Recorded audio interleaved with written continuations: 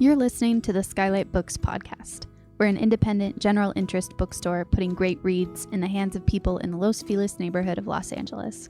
Hosted by resident Skylighters, we're here to bring you new and exciting author conversations, group reads, and bookseller chats. Happy listening. Hello, lovely listeners, and welcome back to the Skylight Books podcast. I'm your host, Nat, and today we are thrilled to welcome contributors to the new anthology, Where Monsters Lurk and Magic Hides, published by Be Infinite Publishing and edited by Lauren Davila. For today's episode, I'm going to introduce you to some of the contributors before they read a short bit of their stories for you, and then we'll open it up to some conversation. Before we start, I'm going to introduce the editor of this lovely anthology, Lauren Davila, and the co-founder of Be Infinite Publishing, Kai Adia, and let them tell you a little bit about how this collection came about. Lauren Davila is a Pushcart-nominated Latina author, anthologist, and acquisitions editor. Her poetry and short fiction have appeared online in Granada Magazine, The Paragon Journal, Ghost Heart Literary Magazine, Peach Velvet Mag, and others. She holds an MFA in fiction writing from George Mason University. After completing her studies, she plans to teach at the collegiate level while working in publishing. She is currently editing her debut novel, At the Still Point, an adult gothic mystery featuring ballerinas and the Greek Furies. Besides her personal and anthology work, she is currently the acquisitions editor at Inked in Grey Press. As a disabled woman of color, she heavily prioritizes acquisitions of diverse and or historically marginalized authors. She lives in the greater Los Angeles area, where you can find her swimming, walking her golden retriever, and drinking one too many rose lattes. Kai Adia is the co-founder of Be Infinite Publishing, spearheading the editing and creative design of innovative book projects that amplify BIPOC voices. She's a writer of prose poetry and short stories, focusing on the genres of science fiction and fantasy. In 2020, she published her debut poetry collection, The Depths of Anima. She has shared her work in various journals and anthologies, including The Brownies Book and Future Splendor, celebrating a new renaissance.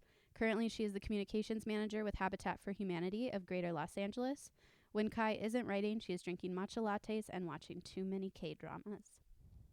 First up, we have Taylor Ramage. Taylor Ramage is a poetry and fantasy author of Puerto Rican descent. Her flash fiction has appeared in speculative and literary anthologies. Her published poetry includes the collections Forgive Us Our Trespasses and Lest I Know Your Weakness. Taylor has an avid love of stories in all forms. She'll read for us from her story Beyond the Mist, which inspired the cover art of this anthology. Hi, this is Taylor Ramage, and I'm reading an excerpt from my short story, Beyond the Mist. While Elena tossed feed to the chickens strutting on the steep incline behind her house, she gave thanks to Yilra and, for the 1000th time, prayed for the goddess's revival. The chickens clucked contentedly as they pecked at their morning meal and hobbled behind the plantain trees that jutted out from the mountainside. Elena felt the day's humidity gathering. Not even the highest peaks were spared from Oyaren's heat, though the mountains cooled at night. Leaning on the wooden railing that lined the deck around her house, Elena peered toward the ocean. Beyond the thick palm trees and groves of green tropical plants covering the mountains, she could see the mist wall. It hung over the water, no matter how warm or windy, giving the Lunesos the perfect cover for the inevitable invasion. Dejected whispers among the villagers said once their ships broke through the mist, they'd already be on Oyaren's shores. But if conquest was only a matter of time, why wasn't there even more urgency to secure Yilra's protection? Oyaren needed it now more than ever, and Elena's visions, which had grown stronger since Poppy disappeared, only added to her unease. Yet most days, Elena felt like she was the only one who still cared about the goddess, still believed in her protection. As a child, Poppy had told her that before the great storm trapped Yilra, the goddess would dance among her creation, the Coquis call her guiding melody. Elena thought these were just sweet bedtime stories until her visions began. Dreams of her people from long ago, disjointed flashes, churning waves and crystals, non-existent walking snakes and giant birds, and then darkness. Mommy never wanted to hear about it, but Poppy understood. Every inexplicable thing proved that Yilra was still somehow at work, despite being imprisoned and separated from her people for so long. The door behind Elena creaked open, and Mommy appeared, hair tied in a tight bun. "Nena, we have to harvest the plantains before it gets too hot. Hey, She tapped on the floor of the deck with her foot. "Stop staring at the sea like that. Your father did that before he left." Elena started and gripped the railing of the deck, but otherwise didn't move. Left, disappeared, whatever the word, Papi was gone from them, and he'd taken his stories with him. The visions called him, the same as Abuela, and he walked down to the sea on an important mission. The fisherman whose canoe he'd borrowed said Papi was muttering about ending the legacy of the storm and chasing away the invader. Then he rode into the ocean toward the mist wall and never came back. Papi talked about the visions all the time with Elena, especially after she started having them herself. His eyes shone with pride as he told her they were part of their family legacy. They're pieces from a story we don't fully know, so we pass it down and try to find the truth. Papi taught her that everything from the chickens to the coquilles told of Yilra's return, begging him to spread the news, stay devoted, just as their ancestors had been. Yet visions without context made it hard to keep faith in the details. Next up, we have Ashley Jean Granillo. Ashley Jean Granillo is a Mexican-American writer hailing from the San Fernando Valley. She currently teaches college-level writers and in the past has hosted creative writing workshops for middle schoolers. She has her BA and MA in creative writing from Cal State Northridge, but she got her start as a writer at the age of 5 when she illustrated and published her first book through Telfair Elementary's Book Buddy program. Currently, she is an MFA candidate in fiction for UCR's Low Residency program in Palm Desert. And when she isn't writing, she's exploring LA's cat cafes, writing songs, wandering Disneyland, and cuddling with her dog, Emmy. She'll read for us from her story, Besitos. This is Ashley Granillo, and I'm reading an excerpt from Besitos. 10:30 p.m. How could so many kisses bring so much sadness? Kisses were the ultimate displays of affection, of human contact. You're literally swapping DNA with another human. But for Lupe, kisses were the equivalent to stars, untouchable.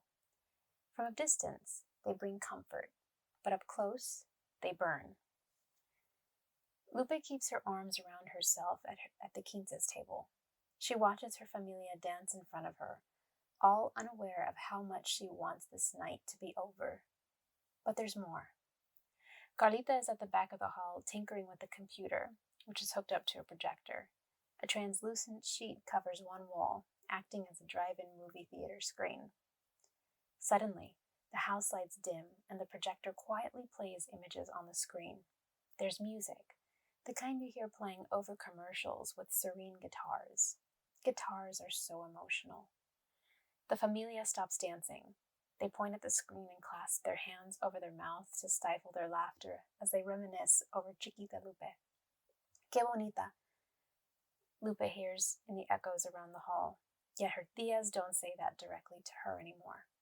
Lupe grazes her fingertips over her lips. She needs más lip gloss to hide how dry they are. But then someone else will want to kiss her, or remind her of all the ones she's had before. A voice bellows over the speakers. Mija? It's fragile. A piece of pottery cracked and glued and cracked and re-glued again. When Lupe looks up, her abuelo's deep brown eyes twinkle. The hall goes silent, save for the occasional sniffle. You look muy bonita, very beautiful. He laughs with his last bit of strength. I wish I could kiss you on your big day, but I am sure you have a boyfriend to do that for you now. You don't need me. Lupe swears she can hear her heart breaking, but it's just the sound of ice crackling in a lukewarm soda in a plastic cup nearby. Still, she clutches her chest, just in case her heart bursts out. Next up, we have Jarrard Raju. Jarrard Raju is an Afro-Latine non-binary writer. They have a bachelor's in sciences and criminal justice, and by day are a barista at the coffee-fueled Portland, Oregon. They discovered their passion for putting words together in intricate ways when they were 12, and thanks to a couple of books, Aristotle and Dante discover the secrets of the universe, being one of them, they now piece together words in ways movies play in one's mind. If not consumed by the magic of the world that inspires their words, they can be seen on a longboard figuring out what to eat or watching astronomy docs on YouTube. They'll be reading from their story, Under a Sea of Stars. Hello, this is Jarrard Raju, and I will be reading a brief passage from my section of this beautiful anthology entitled Under a Sea of Stars. Theoki tasted remorse like citrus pangs in the knot of his stomach. He understood his father's rampage was only because he had believed the crew on board kidnapped his only child. Theoki fled because he dreamed of the stars and he knew he would never be able to accomplish it if he remained underwater. He couldn't keep doing what he was told to him by his father.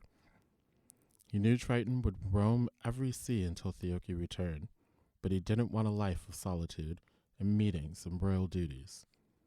His heart pumped for more, for a romantic dance with the constellations that winked overhead. Theoki sank back under the thrashing dark blue and frothy white tides. The prince glided through the churning water, the thrill of leaving his home warming his flesh and scales against the cold currents. He swam until the floor beneath him gradually raised, jagged, brown rocks greeting the prince as the tides rose. Theoki pushed himself up, peeking his head above the surface. The stars still played hide-and-seek. Theoki's dream was nothing more than a fairy tale. But anything was better than Triton's demands for a 17-year-old prince. He pushed on toward the lights ahead on the shore. I hope everyone gets to read this story and more in the lovely Latine anthology Where Monsters Lurk and Magic Hides. And finally, we have Catherine Hernandez. Catherine Hernandez is a speculative fiction writer and environment and sustainability PhD student based in Los Angeles. She's a graduate of the Clarion Science Fiction and Fantasy Workshop, and since then her work has been featured in Choreo, 7x7 LA, Cotton Xenomorph, and Daily Science Fiction. Her latest piece was listed in the 2021 Locus Recommended Reading List. The granddaughter of Mexican and Guatemalan immigrants, Hernandez's writing is often inspired by her heritage and Southern California upbringing. She is a scientist, she believes in ghosts, and she hopes that your hauntings are kind. She'll be reading from her story In Mis Son Palabras.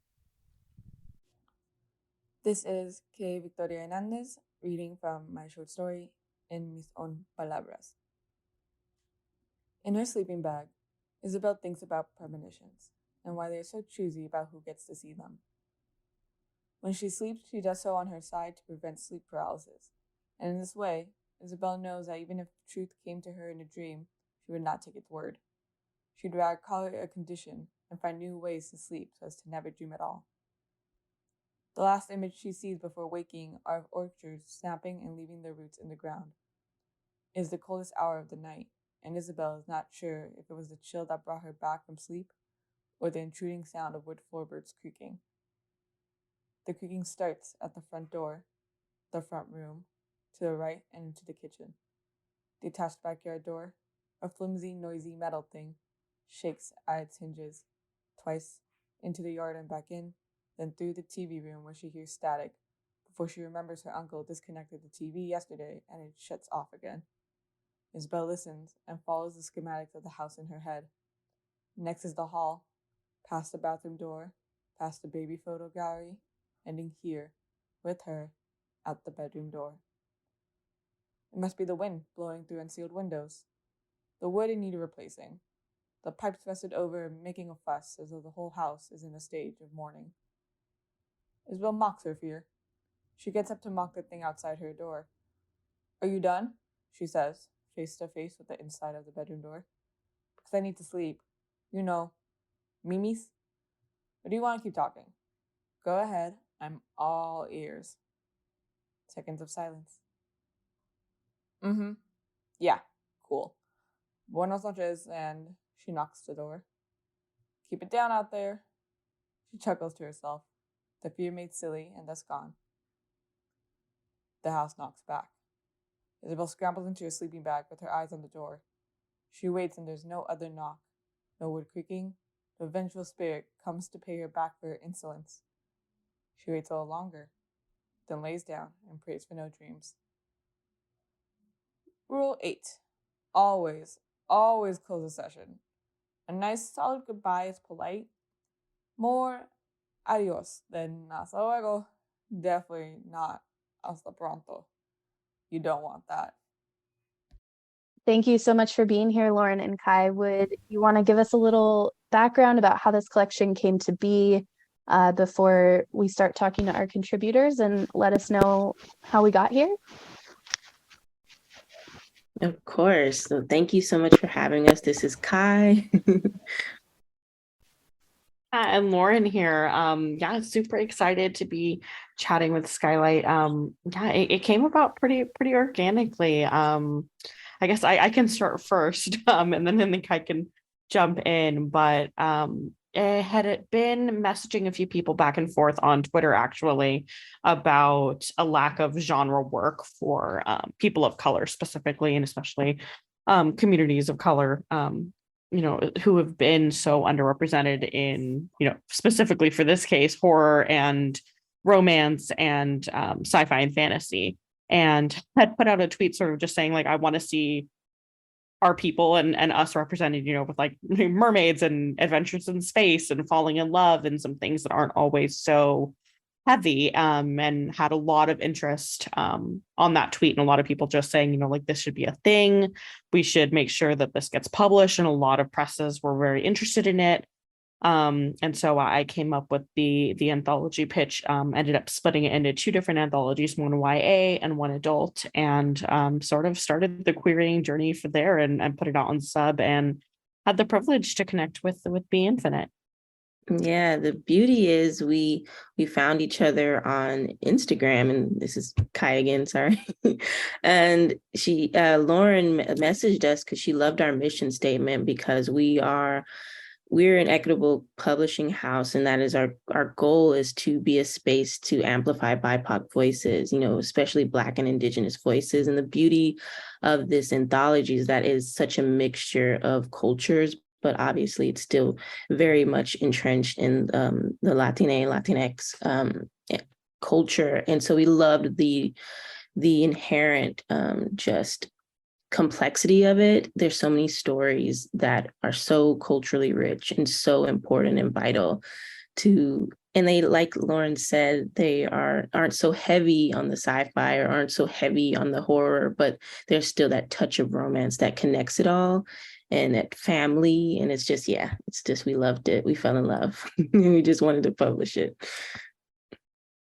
And my favorite thing about being able to host these sort of group reading conversations is that a lot of these contributors, either they never get the chance to see each other in person or talk about their contributions to a collection that shares themes and different things like that. So I would love to open it up to our contributors, maybe one after the other. We can talk about how you found the Twitter thread, if that's where you found it, Lauren's Twitter thread, if this is a story that you had already had been working on, or something that you had wanted to work on, and this kind of gave you the permission to do so. So we can go around and everyone can give us a little background there. Well, I'll start. This is Taylor. I found Lauren's call for submission on Twitter. Somehow we were mutuals. I don't really know how that happened, other than it happened. And I saw it. I hadn't really interacted with Lauren before that point, but my story Beyond the Mist was not one that I had already written. I saw the call for submission. I was like, I want to be a part of this. I wonder if I can just kind of make something up. And what was great about Lauren specifically requesting pitches as opposed to completed drafts is that I didn't have to already have something completed.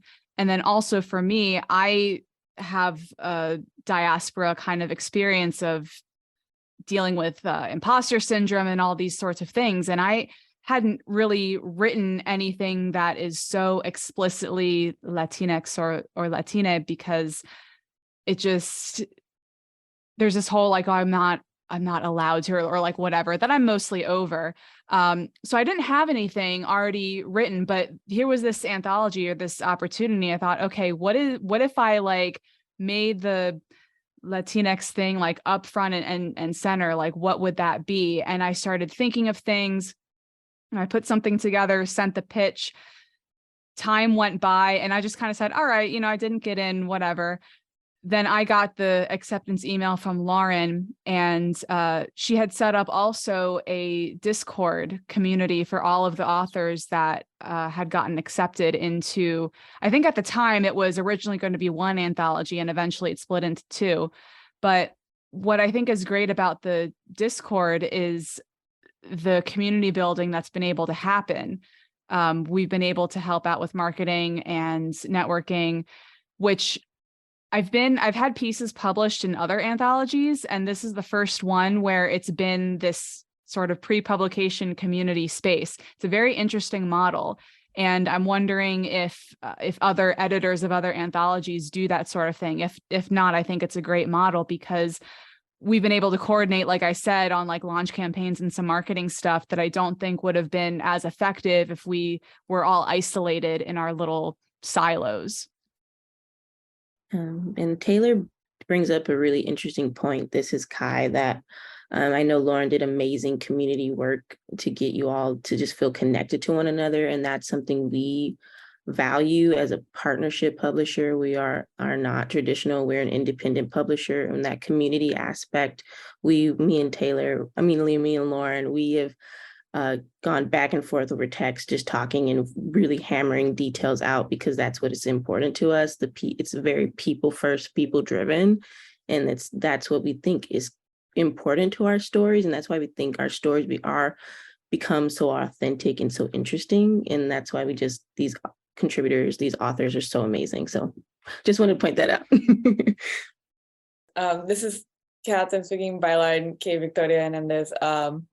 And yeah, I saw the call because Lauren and I were already twin mutuals, and we had originally met on a panel in 2019. We were both kind of invited by the book YouTuber Paola Guerrera on her 2019 Latinx Heritage YouTube series, and we spoke there. And I like to think we connected a lot on our shared experiences of what heritage meant to us, on the kind of stories we like to write.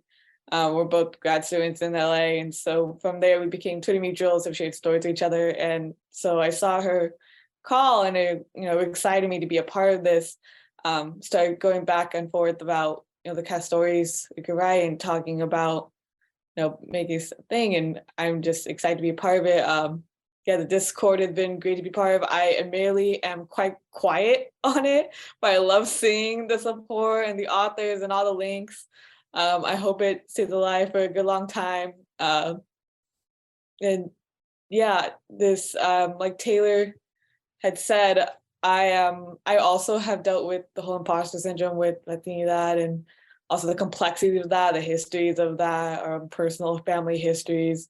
My grandparents are the one who came here, so that the things that come with second, third generation of a family with that history I've thought about a lot, and especially in this time of life, as I've been writing more stories, and the story that ultimately was written for this book really gave me the opportunity to think a lot about that and put that in a piece. And it's nice to know that there are people like Lauren and there are publishers like Be Infinite that are publishing these books where we can talk about those stories and get really, really honest about it, but also have fun with it in so many different ways of, how to represent that reality without necessarily being only deep or heavy. Admittedly, my story is a little heavy at times, but it gave me the space to explore in so many different ways, and I'm really happy for that.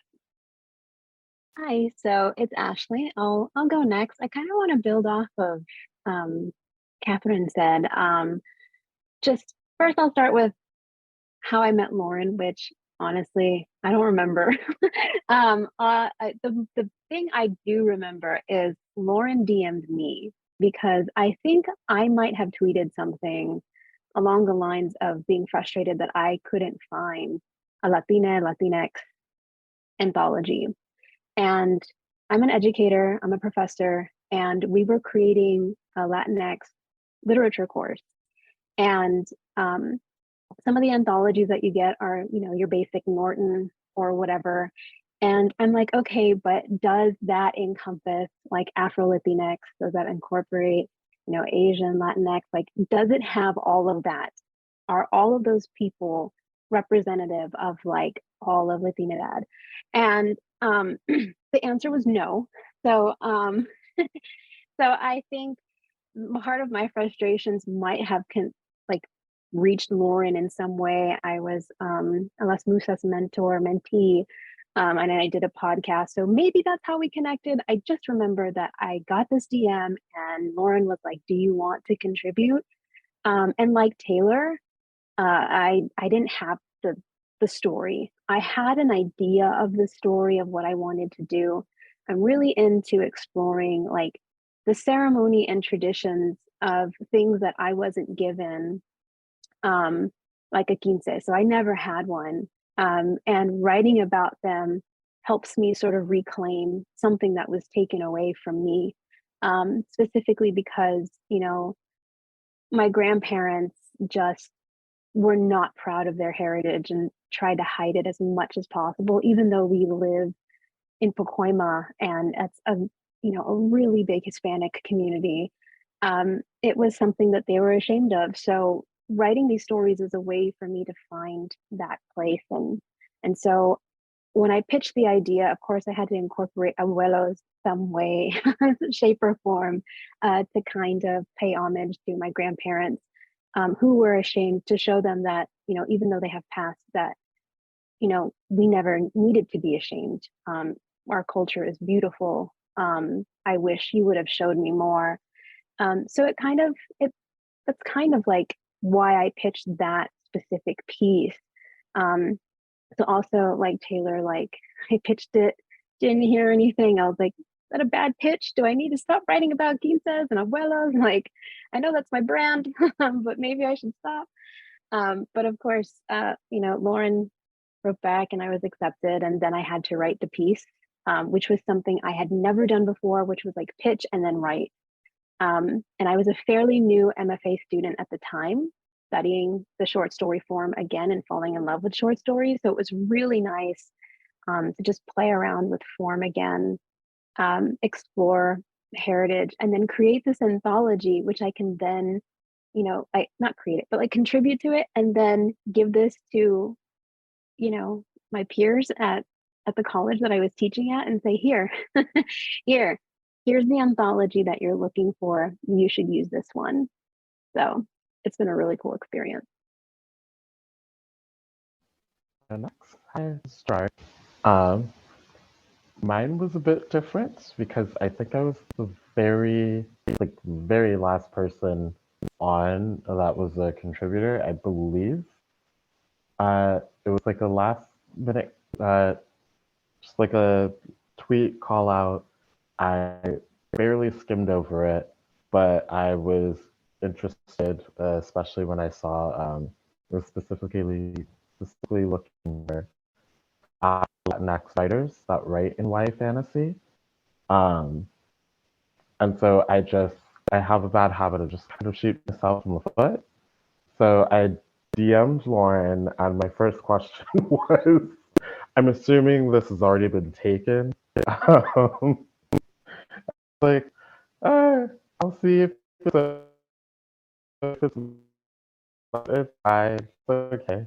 Obviously, it wasn't, and I mean, I was like a week late to the post anyways on Twitter, so I wasn't really sure, but I had something already kind of put together, but it was, you know, it was like 15% finished. It was just kind of sample material. And I sent it off to Lauren. I told maybe like 2 other writing mutuals about it, just because it's like, I obviously wanting to like write novels and everything is a big deal for me, but also I've been saying like all throughout 2021, I was like, oh, it'd be really lovely to like be a part of a YA knowledge collection. Just like one of those writer goals that you don't always stop to think about. And then yeah, time went by. I kind of forgot about it. I randomly went in my emails one night after doing some holiday shopping, and I saw the email from Lauren. I cried like so many times that night while roaming through the city, so that was a fun one, trying to keep it together while strangers walk by. But yeah, the story was definitely kind of piggybacking off of what Ashley was talking about. Definitely growing up Afro Latinx, I've always gotten the harsh realities of no matter which side I choose to take pride in, which is all sides, but it's always been a thing of you're not one or the other enough, or just you're not one or the other, or you're not. If you choose to love one part of you, then like you're choosing to neglect the other part, and it's just like never being black enough, or never being like Latinx enough, and it's one of those things that has taken so long to like sit with and really take pride in all parts of me.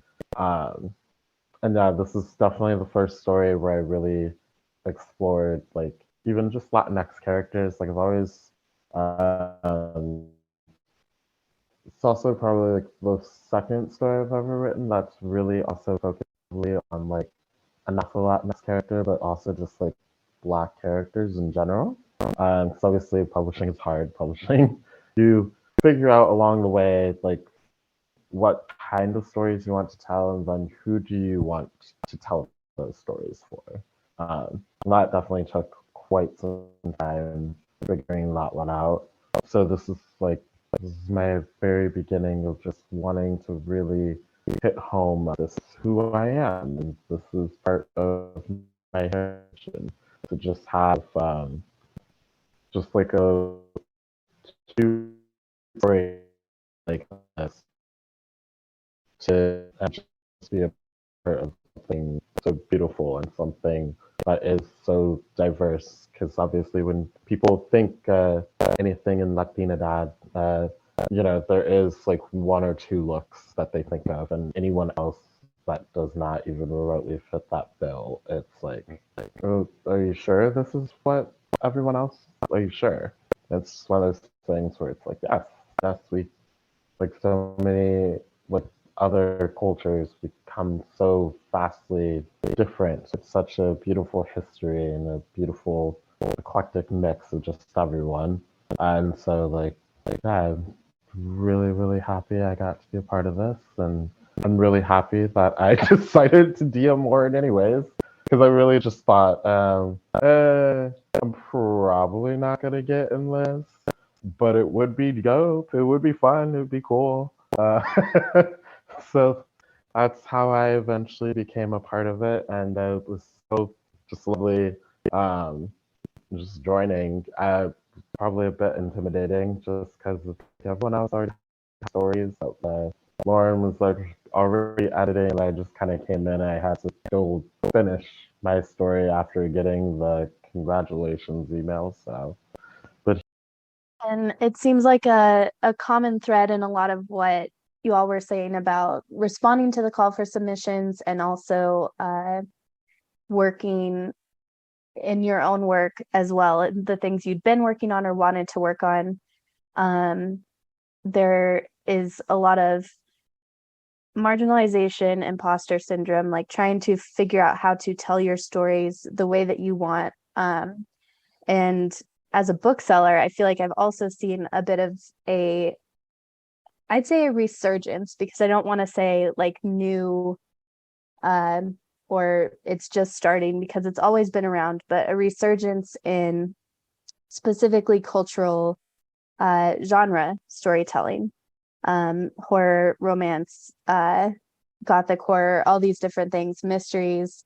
And so I'd love to hear each of you tell us a little bit about how genre storytelling, or even just reading genre stories, has sort of helped you either find your identity or work through your identity, or why you think those sort of storytelling practices are helpful for people who may be having trouble finding themselves in that area.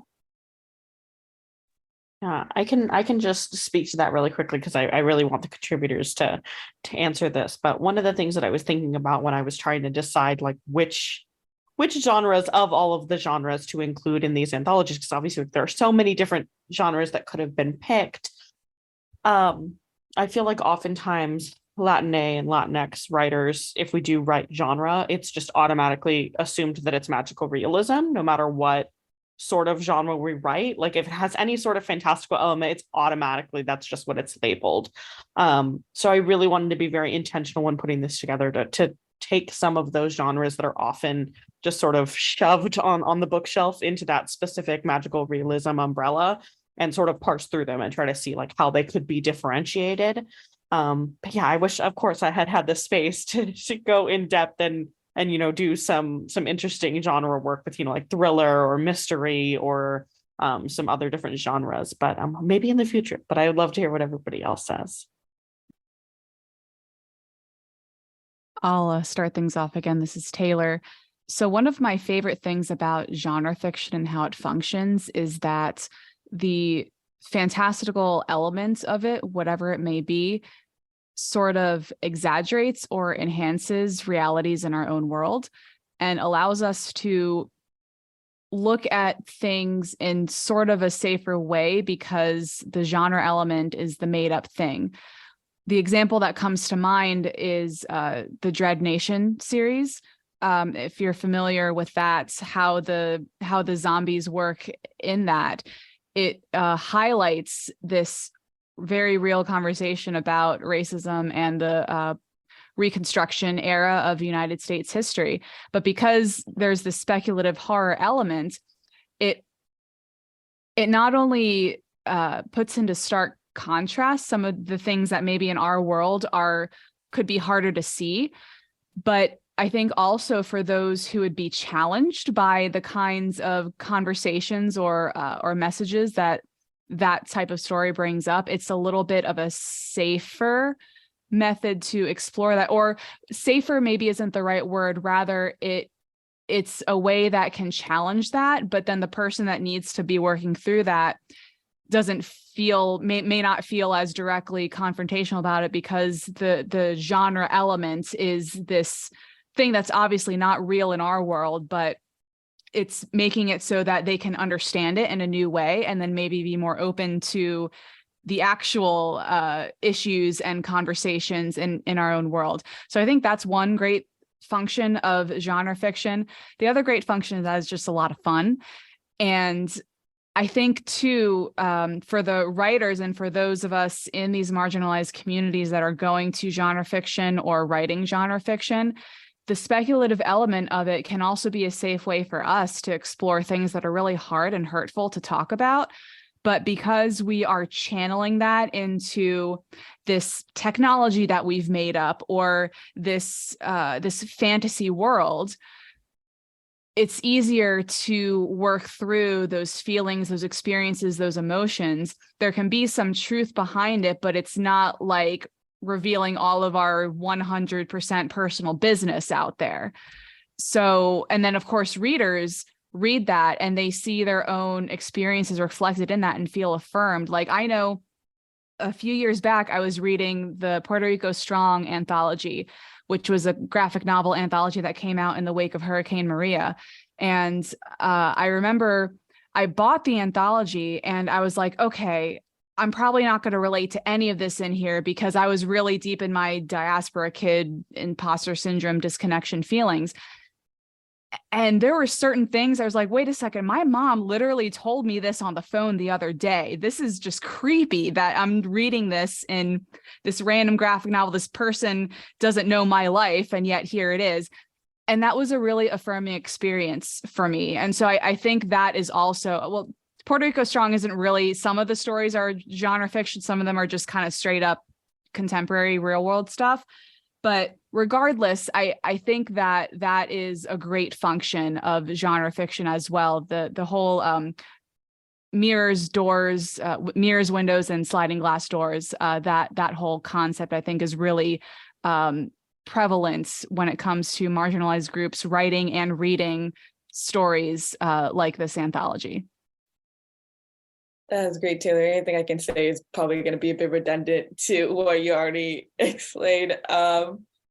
Yeah, I would agree on a lot of that. Definitely, as you know, as a reader, listener, or watcher of genre fiction, I've noticed the ways, like from a young age watching it, it's exciting, it's fun, there could be adventure, there could be some mystery to it. And now as an adult, as I think about it as a writer and more deeply, I notice a lot of how genre fiction, when it comes to deep topics of culture and experience, works for me often in ways the same way comedy in my family works for me, of like say the truth but say it's slanted, is that it could be so hard to approach something. And my family is definitely the kind of ones where we're, you know, for better or for worse, depending on the situation, what we need. We joke of, well, we can laugh about it, we can cry, and we don't want to cry, so we're going to laugh. And that's not always what we need, but at times that's exactly what I need. And when it comes to writing and when I choose to interact with, sometimes it could be hard to just sit there and be like, okay, let's talk about my drama. Let's talk about what I want to talk about. And instead, it starts, a lot of my stories I know for me start off with something I think is funny of, you know, what if a UFO was actually a tortilla? And then the whole thing becomes a longer bit about experience with feeling out of place, with imposter syndrome, with trying to like bring it back, but that itself feeling like a wrong act and all that.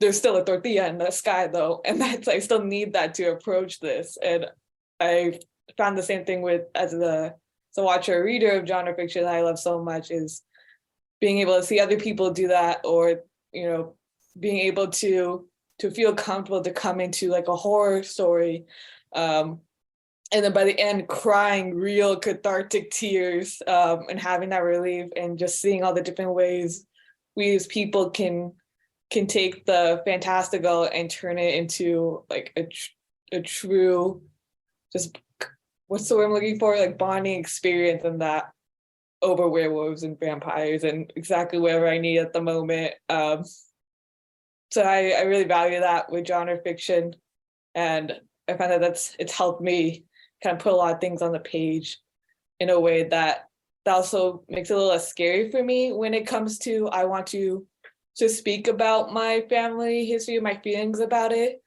I think a lot of us have felt of how do we come in here as Latinx writers while knowing that there are people out there who are going to be looking at our writing as representative of a community, though we keep saying we're not a monolith, and judging all of us by what we may write. And also when it comes with the feeling of the imposter, like judging ourselves as we're writing. I find that this may be just my experience, but like genre fiction lets me enter in through the same kind of distance that lets me approach that vulnerability more and feel like I can trust myself and trust others more with that piece, and not just maybe more my comfort with adventure and fantasy and horror and whatnot, but it's almost comforting to deal with the scary in that sense when reality can be just as horrifying, but even closer. Hi, so it's Ashley again, and I think I have a literary background, so my BA was literary fiction, and that's what I wrote for, I don't know, I want to say like 10 years of my life, and I never found it accessible. I found it so hard to write literary fiction because there was always like, you had to have like 10,000 subtext underneath it to make it smart. And I'm like, okay, I can't do this anymore. It's exhausting, it's tiring. So honestly, I didn't start getting into genre fiction until maybe like 4 years ago, when I started writing romance. But the funny thing about romance is, in writing romance, I discovered how aro ace I am. Like none of these things make sense to me. And I was like, oh, that's why, like, I love romance. I love the beats. But you know, personally, it's just not for me. And when I started thinking about writing genre, I was so forced with romance genre to meet these certain beats of like, you have to have your meet cute, then you have to like fall in love and court each other and then kiss. And then maybe there is like, you know, off-page sex or something. And I'm like, this doesn't work. Like I like the like cutesy hand holding, like that's the end goal. And a lot of my fiction is like, let's just get to the hand holding. That's for me. So constructing this YA romance, it took me back to you know, some of my first crushes in this like sort of time period, but like what that meant for me and why my beats of romance look different than somebody else's. And I I don't know. I just finally it came together that there are different beats in aro ace romances than there are in, you know, allosexual, you know, normative romances. So I wanted that to be seen in romance because by the end of the story, there is still a romance element, but it's not the one that everyone is used to seeing. And I wanted kids like me to know that you don't have to love one way. There are so many ways to receive and be loved. And, you know, romance, getting married, that's not always the end goal. And it doesn't have to be the end goal for you, right? Like how you receive love, whether it be platonic or familial, that's enough. That's all you need. So don't try to fit yourself into a box. And I think that's what my character finally realizes, you know, is she has all the love she needs and she doesn't, I mean, she's at her quinces and like historically quinces were like basically like, you're ready for marriage, right? So it was cool to kind of take that idea and subvert that tradition of like, you are already growing up, you've already experienced loss and grief, you have love, hold on to that.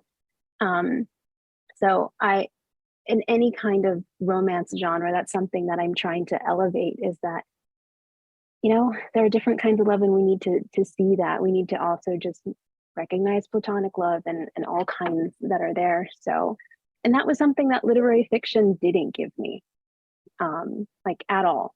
Because I'm sure I would have had to come up with like some smart metaphor that people would have had to use Google and an encyclopedia and databases to try to figure out, and it just wouldn't be accessible. So writing here feels like home. It's not scary, it's accessible. You can see the subtext there without being like, okay, now I need to go on like JSTOR and like research that specific thing. So hopefully that's what some of, you know, the readers who approach this story take away from that, is yeah, there's all ways to love, and romance fiction doesn't have to have any heat. So it could be zero, mild, or nothing. So that's all fine. Actually, yeah, I just tried again. Because romance is definitely like the main genre fiction I've kind of found myself into. And without honestly ever thinking about it, I've always have written romance, but always adding the like those bits of magical realism or just having something speculative or fantastical. Like I remember I wanted to write like years ago, wrote a story and like the way someone explained it to me and I was like, no, it's contemporary. And they're like, no, this is fantasy. Because you're doing all these things even though it's set in a contemporary setting. And I was like, oh, well, I guess this is my niche. Um, but yeah, just kind of like exploring. I've not ace, but I do love, like, I think my favorite parts of romance genre isn't necessarily like the heat or anything like that. It's all like the build up. Like, I love the stolen glances. I love like that little hand holding, the touching, the pet names, the just like, I'm an absolute sucker for all of it. And then I think too, what's really lovely about genre fiction, and especially with what I love to do, especially in a lot of my stories, is kind of weave in that little love and also hit home that yeah, sometimes platonic love is But it is just as important as obviously a romantic one, and that the romantic love doesn't always have to be the end goal. And then I think also honing in on, for me, always having that slight bit of an allegory for being non-binary, uh, which I think is also sometimes where it comes into play of like, okay, we can make this character, they can have a normal life, but they're deep.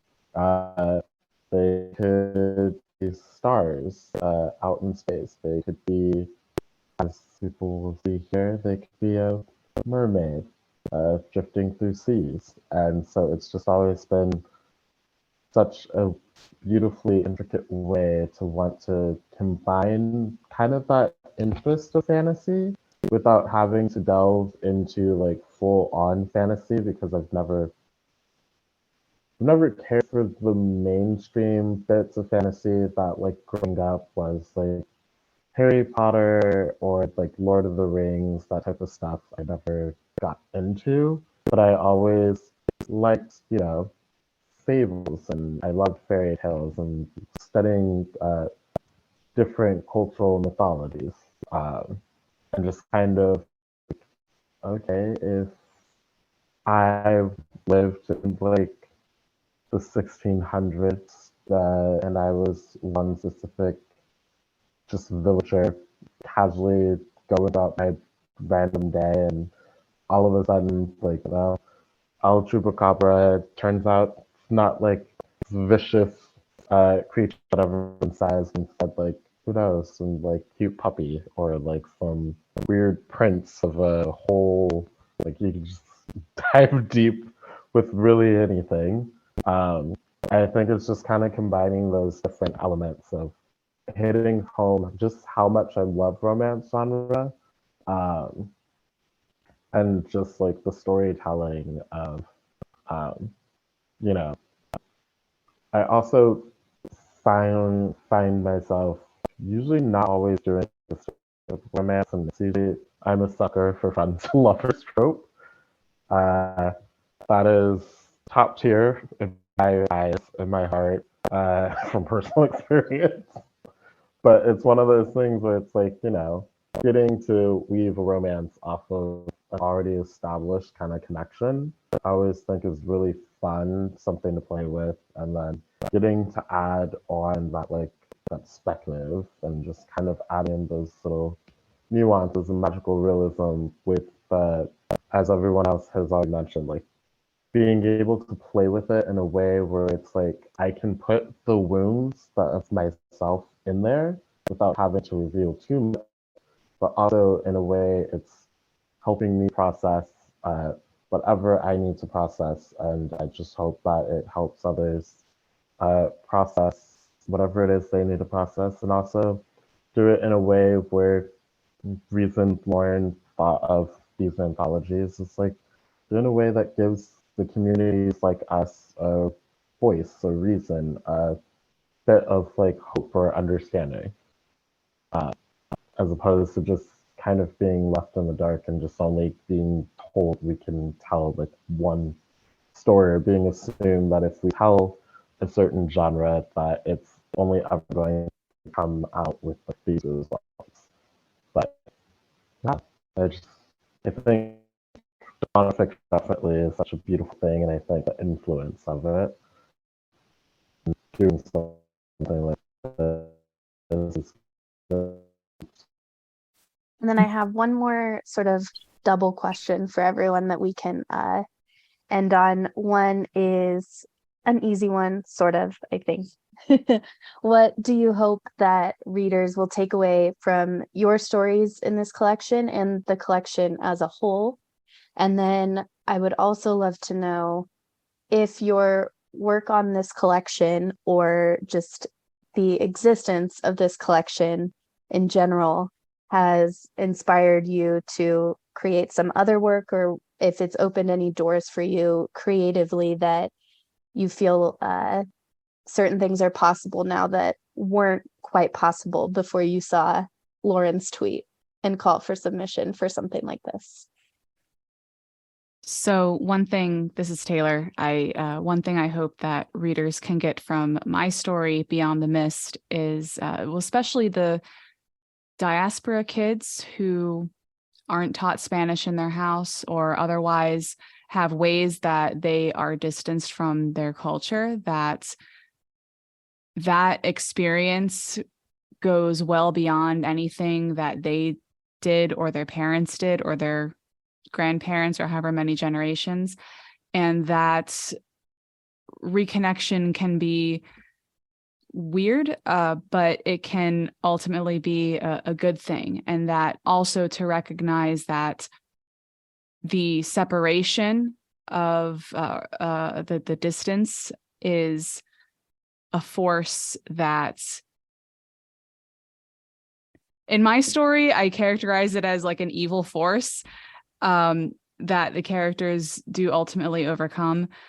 But it is something that you can work through to heal yourself, heal your family, heal your community. So I hope that readers can get that out of the collection. And as far as what has this done for me creatively, I think that this has helped me to think that, so my story is a second world fantasy, meaning it doesn't take place in this world. I've made up a world. And not only did I make it up, but it's the first second world fantasy thing that I would say is like really explicitly Latinx. Like I was really making it kind of obvious and intentional. And it made me sort of feel like, okay, I can do this in this other larger fantasy concept that I have, a second world fantasy concept that I have. So making me feel a little bit more comfortable doing that. And again, getting over some of that imposter syndrome. And then also think about, especially with second world fantasy, I don't think people would use Latinx or Latina as the identifier just because of how history and all of that works. So that's something that I think about a lot too, is like second world Latinx fantasy. People themselves wouldn't necessarily be using that language, which is a whole other podcast to go off on. But that's just the beauty of really like explicitly weaving in our culture into speculative fiction as we get to think about these sorts of things. Yeah. Right. So this is Catherine again. Right. So my story in this anthology is In Mis Own Palabras, very purposely kind of Spanglish title. And the story is about a girl who had just lost her grandmother and is taking care of the house for resale and the haunting for one actor or another. And when I wrote this originally, when I was invited including to this anthology, I was thinking about, stories I was told about like the old house in Mexico that my grandparents either grew up in, or my bisabuelos, of the ghosts there that they were witnessed, that were accepted of that. And in the weeks following, trying to think of what to write, my paternal grandmother passed away. And within that week, I ended up writing the first draft of the story. And so when I wrote this, it's very closely drawn to that. And I was dealing a lot with feelings of both the loss of my grandmother that I didn't know how quite to process, and then feeling shame for not feeling I was processing it in the way I should have. And also that feeling of losing that connection to my whole family's history, to the quote unquote motherland, or the home country. A lot of the reconnection work I've done for myself over my entire life of trying to learn Spanish or learn how to cook certain dishes or listen to certain music was to have some kind of connection to my grandparents. And then doing that while also not feeling like it was ever enough, or that there was always the proverbial wall there, to fit within our histories, or at least my family's history. And so writing this is very close to that. And when it think about what I want people to get from reading, I guess it's just what maybe I want of comfort, of that shared experience, but also of a good haunt and of enoughness, that there's all this pressure, at least how I've experienced, of the idea of what it means to be Latinx enough, of can you speak this language, do you know these foods, can you dance in this way, can you do that, can you do this, do you look like this, do you act like this? And it's just so much that is never feels like you can ever be enough. And I just hope people can read this and feel enough and know that whether it's from within the family or from the entire community, from friends, that there are people who understand, who are there, and the hope of memories being a good haunt. And haunts can be really beautiful things even when they are painful, and they do stick around, but it's because you miss them and you want those moments back, and they can stay a little bit longer. But yeah, and since being in part of this anthology and this whole process, I think bringing back to what was said earlier about the Discord, I think since being part of this and seeing all these other authors in the community has been really great, and has given me, I guess, new confidence on where I can submit my writing, on how much I can be, my full Latinx, complicated Californian Chicana self, that, to reality of it, the complexity of it. So I'm more confident putting a little bit more Spanish, but the way I speak it, the Spanglishness of it, the idea of maybe writing like bilingual story, all this, or bringing in the very, Californianess of it. For me, it's, my memories are like, you put on an anime and then you go get tacos down the street from the taco street, and like all this, I feel a lot more welcomed and confident in doing that since meeting more people who are writing this, who are pushing this out there, Be Infinite publishers who are making this happen, Lauren Davila, the editors who are making this happen. So I'm excited to write more authentic stories of myself, and then, put them out in the world with other wonderful writers like everyone here. It's Ashley again. It's always weird coming back. I'm like, hi. So I don't know. I think I want to start with what I would like my readers to take away from this is, one, don't listen to your tias. They don't know everything. I had to say it. Your tias do not know everything. You do not need to find that perfect kiss. You are enough. And hold on to that. And first and foremost, and always remember that you're not broken. Because I know that when I wrote that story, I was thinking of little 15-year-old me who was trying to find that perfect kiss. And I felt so broken because when I got it, it was like, oh, I don't care about this. Let's try a bunch of other people. I don't care about this. What's wrong with me? And I felt broken for so many years, trying to fill that void of like, what's wrong with me? Nothing, absolutely nothing. And your tias might tell you otherwise, right? So again, I'm just going to go back to that because whatever. Experiences with my own tias.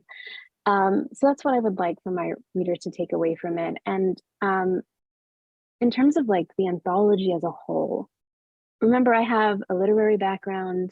I'm an academic. I really just want to wave this anthology in front of people who hold so traditionally to literary fiction and their Norton anthology and say, you don't need that to teach a class. You can use this. And all of these stories are valid, authentic. They do not need to be authenticated by Norton in order for them to be taught. And that's really something that when I was asked to be a contributor was like, this is it. This is how we enter those academic spaces. We enter MFA programs, PhD programs, and people get to hear our voices and see the way that we construct stories, and that our construction of stories is not always going to be a 3-act structure. It might have 4, it might have 5. It's not going to always have the literary elements that you're taught.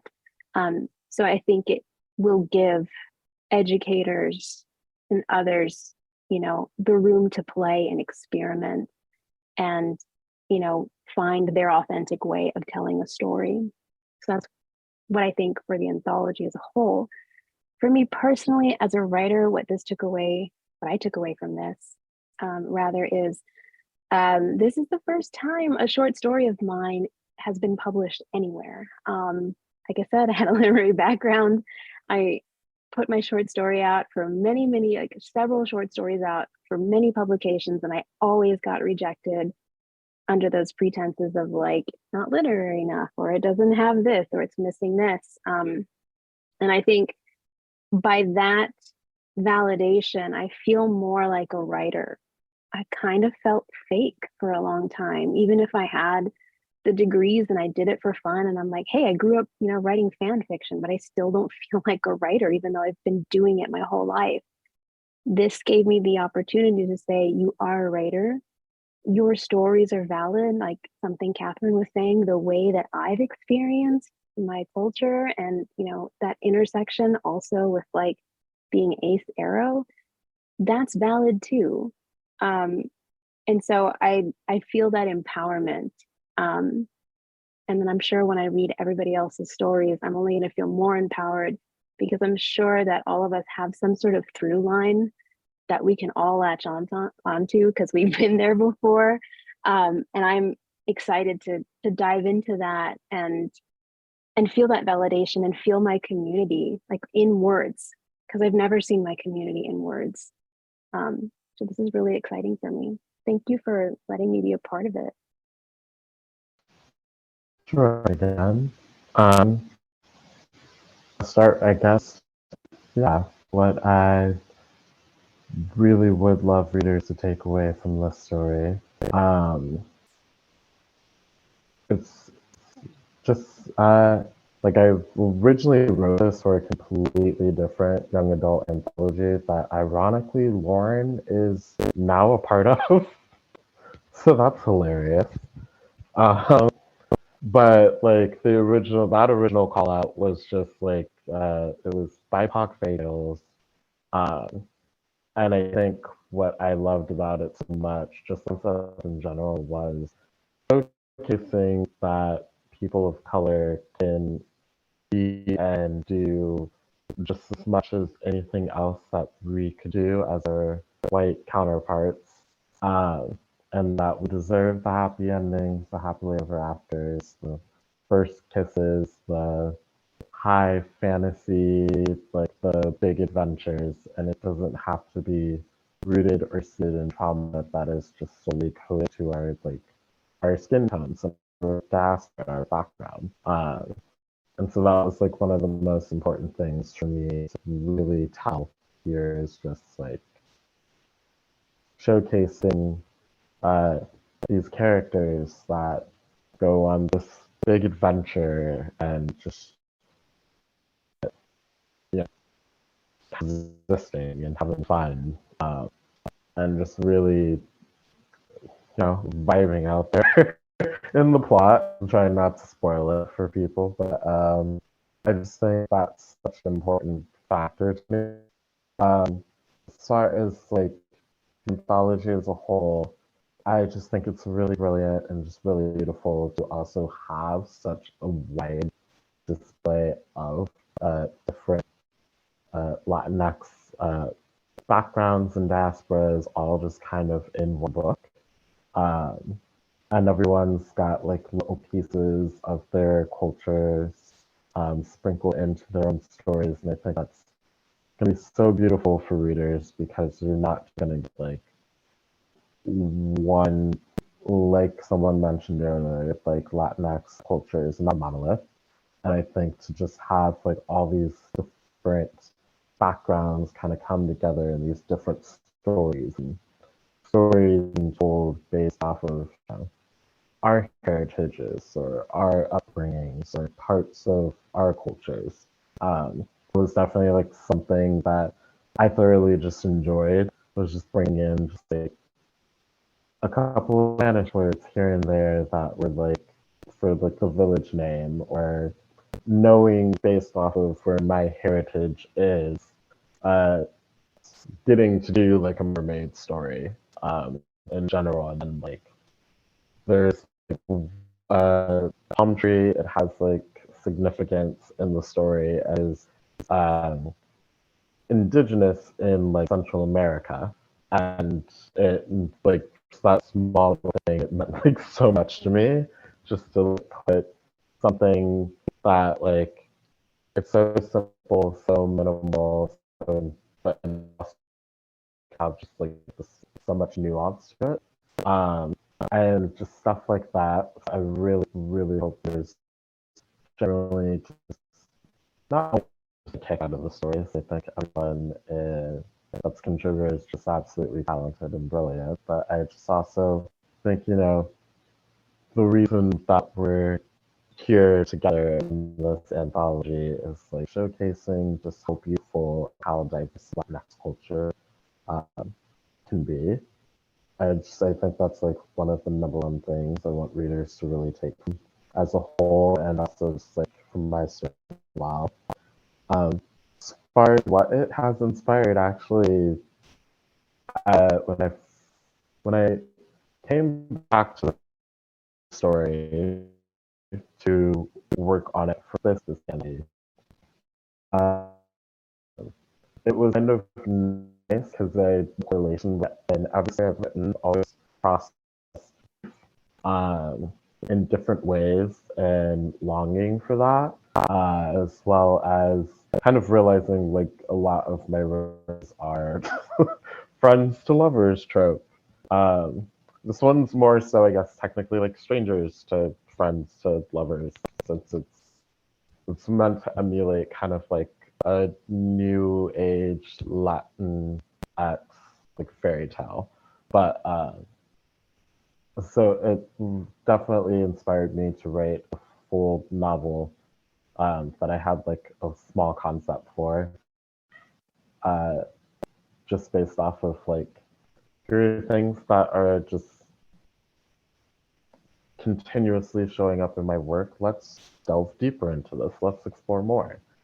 Um, and then I think what it really just also really helped me with was as opposed to having characters like myself of my own backgrounds kind of play like side characters and kind of be like main roles, but in the background it's just specifically writing like unapologetically writing so many like Black and Latinx characters, and that really warmed my heart because that's letting kids, teens, and like young adults, just letting people know like there's not one set way of how anyone comes, and to just kind of put them out there and then to just kind of showcase it on a wider scale for audiences. Uh, and that just means so much to me, especially as a person that grew up like, in a Black household, but also being fortunate enough to also be raised with Latin culture as well. And then just kind of hold off on like one or the other, depending on like how in my young adult years, just kind of drifting, going from like city to city, hanging out with whomever, and not like trying to figure myself out, but also losing parts of myself along the way. And I just think this anthology, this story specifically for me, is definitely helped just how I choose to write and what elements of myself I really, really want to showcase for the world. So I'm forever grateful, and it's been an absolute blast. Part of something beautiful and so cool at the same time. Yeah. Thank you. Thank you all. This is Kai again. And I just want to chime in and say that I think this anthology and why it's important is that if you read it, it really makes you want to write too. I think all of you have done such an incredible job of sharing your stories and sharing them in such an authentic way that it really sparks something, and then that any reader will be so encouraged to take on that mantle or take the torch and say, hey, I want to try this writing stuff too, or I want to let my stories shine through too. And so I thank you all for your stories, because they're just, as someone that published them, they're beautiful to read. And I'm glad I was able to produce them too. So I just think that's something important. I think readers will definitely take that away too. Yeah, it's been such a pleasure to have the ability to edit all of these amazing stories and collate them. And I know it's been a lengthy process for all of us on the editorial end. A good like almost 2 years now, I think, that we've been at this before publication. But at the end of the day, when you have the book in your hand and you get to see those words and our stories and our culture and our people in print, it really does make it all worth it. But yeah, just so glad to have all of you here and be able to chat about our anthology. And yes, thank you to Kai and Lauren for making this all happen. And thank you to Taylor and Catherine, Ashley and Jarrard for sharing your stories with us and for talking to us about this anthology. For anyone who is looking to get a copy of Where Monsters Lurk and Magic Hides, which I'm assuming is Thank everyone. you for listening to the If you Skylight haven't Books already gotten a podcast copy series. of it, Please you don't can grab a forget to copy visit our from website at Skylight Books, skylitebooks.com, where we will and have make some sure to on the follow shelf us for on you, Twitter and Instagram. and maybe any of our Also, don't contributors forget to that are subscribe to this local would like to podcast for stop more by author and talks sign and them bookseller for our conversations. customers, so You our can readers find us can on have Podbean, signed copies iTunes, as well. and Spotify. Thank you again Stay to safe and everyone for healthy, joining and us, we hope to see and you we hope back in to our see you store in the soon. store soon.